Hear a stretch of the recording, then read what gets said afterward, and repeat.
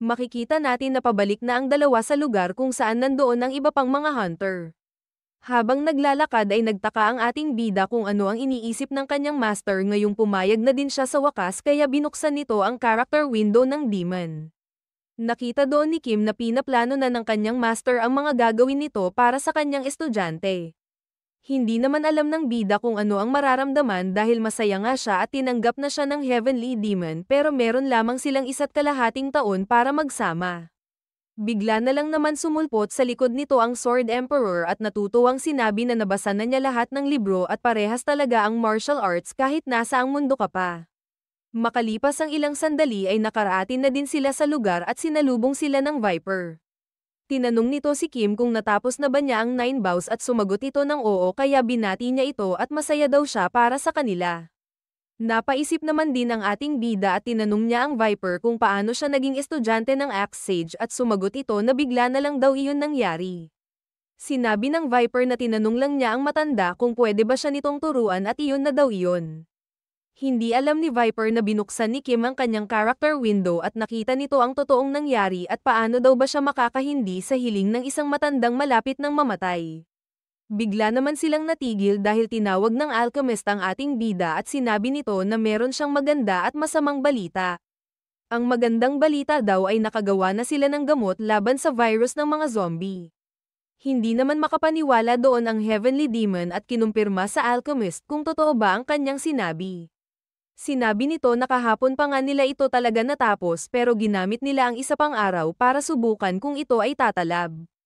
Ginamit nila ito sa zombie na tinago nila sa kuweba na galing sa leader ng Wudang sect at nakita daw nila na bumabalik talaga ito sa normal matapos matanggap ang gamot.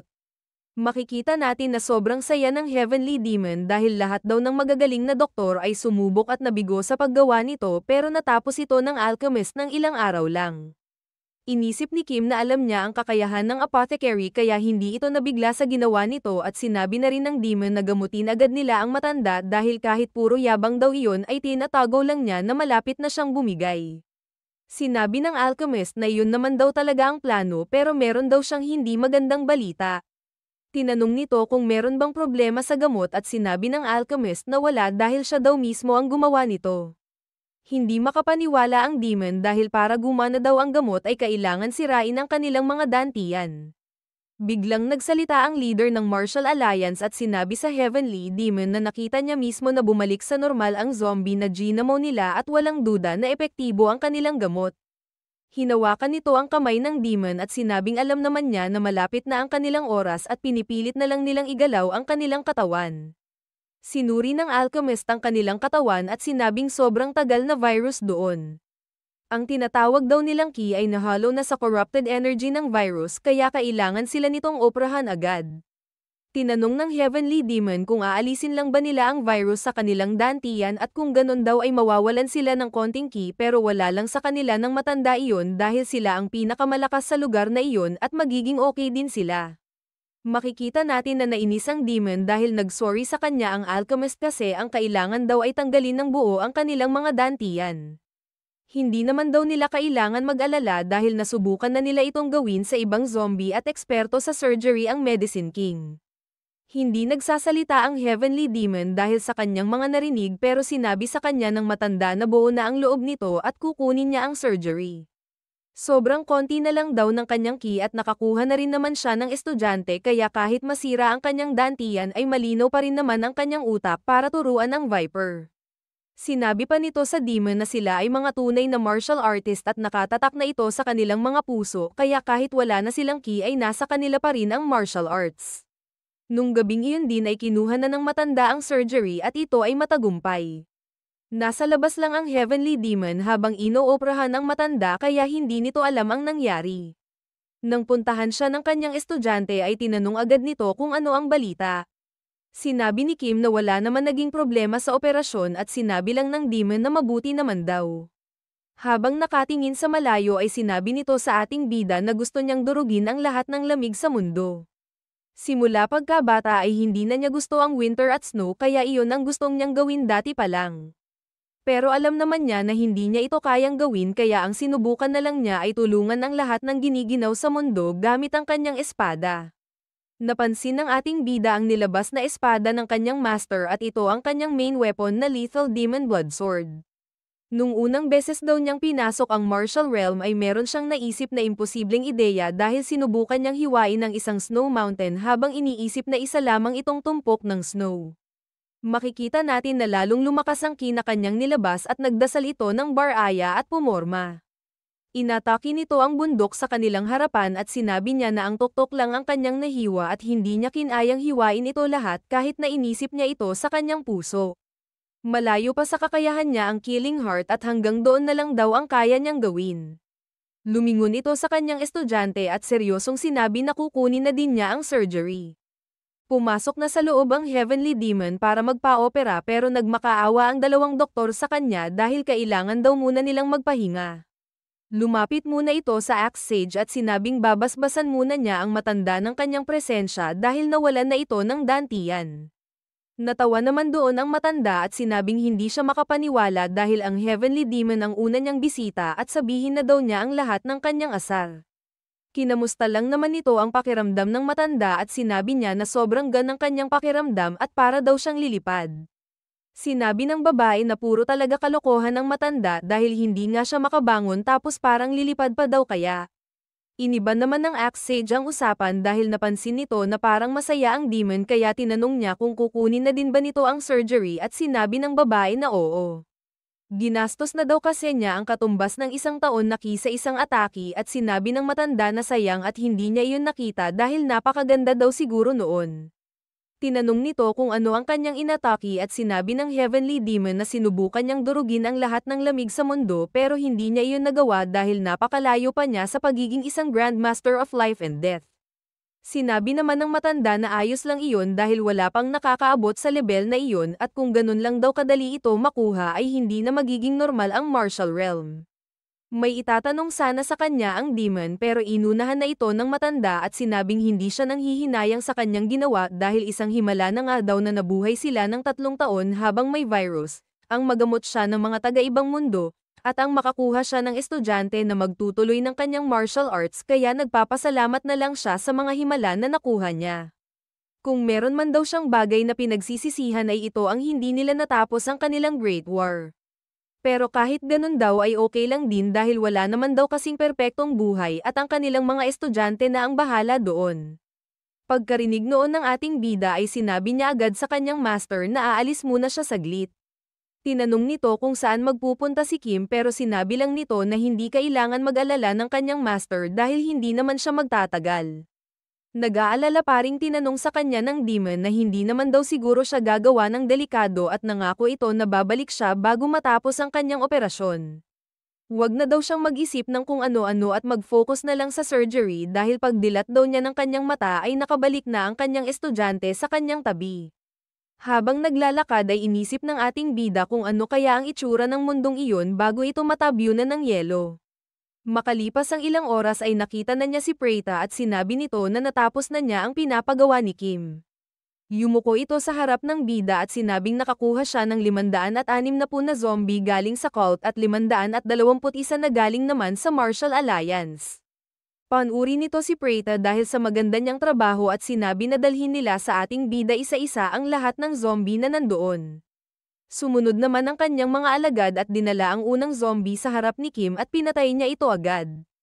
Habang pinapatay isa-isa ang mga zombie ay inisip ng ating bida kung ano ang dapat mangyari para makuha ng mundong iyon ang perpektong ending. Alam niya sa kanyang sarili na hindi sapat na katapusan ang nakakuha lang ng estudyante ang Heavenly Demon at ang leader ng Martial Alliance.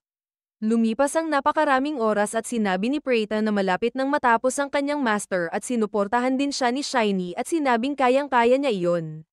Pagkatapos nito ay napahiga na lang ang ating bida sa lapag dahil sa sobrang pagod at sinabing kakalma muna siya doon saglit. Nilapitan siya ni Preta at sinabing napakagaling ni Kim dahil hindi daw siya nagdalawang isip na kakayanin niya iyon. Tinanong naman nito kung bakit parang sobrang saya ata ni Preta at sinabi lang nito na natutuwa siya kahit iniisip pa lang niya ang gagawin ni Kim.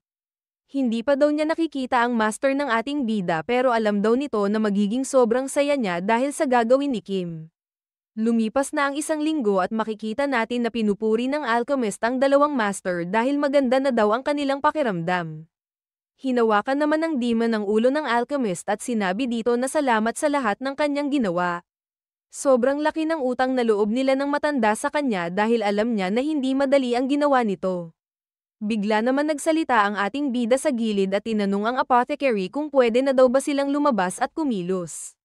Sinabi naman nito na wala na daw itong problema at mas maganda nga daw na makakuha sila ng exercise. Dahil doon ay tinawag niya ang kanyang master at ang matanda at tinanong kung pwede ba silang sumama sa ating bida para maglakad. Ayaw naman maglakad ng sabay ng dalawa pero nakangiti lang pinilit ni Kim ang mga ito at sinabing kailangan nilang sumama sa kanya. Wala nang nagawa ang dalawang leader at dahan-dahan nang tumayo para sumunod sa ating bida. Pagkadating sa isang malawak na lugar ay sinabi ni Kim na narinig niya na ang pinagsisisihan nilang dalawa ay ang hindi nila nangyaring Great War at ipapasa na lang daw nila ito sa kanilang mga estudyante. Sinabi niya sa kanyang master na sila ng Axe Sage ang nag-umpisa ng gera na iyon at kahit maglaban sila ng Viper ay hindi ito matuturing na Great War. Ginamit nito ang kanyang skill na Ghoul Reincarnation at unti-unti nang lumabas ang mga martial artist. Kung mawawala man daw ang Martial Alliance sa mundong ito ay dahil daw dapat ito sa Demonic Cult at kung mawawala ang Demonic Cult ay dahil dapat ito sa Martial Alliance.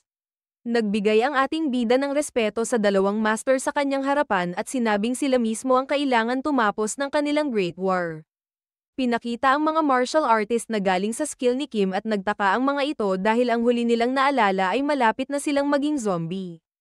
Pinakita na rin ang Heavenly Demon at hindi din ito makapaniwala at tinanong kung anong klaseng magic ang kanyang ginamit.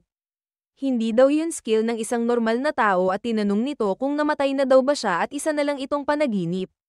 Hinawakan nito ang kamay ng kanyang master at sinabing mali ang mga sinabi nito at kagaya daw nila ng matanda, hindi na din nakakagamit ng ki ang mga martial artist na nandoon.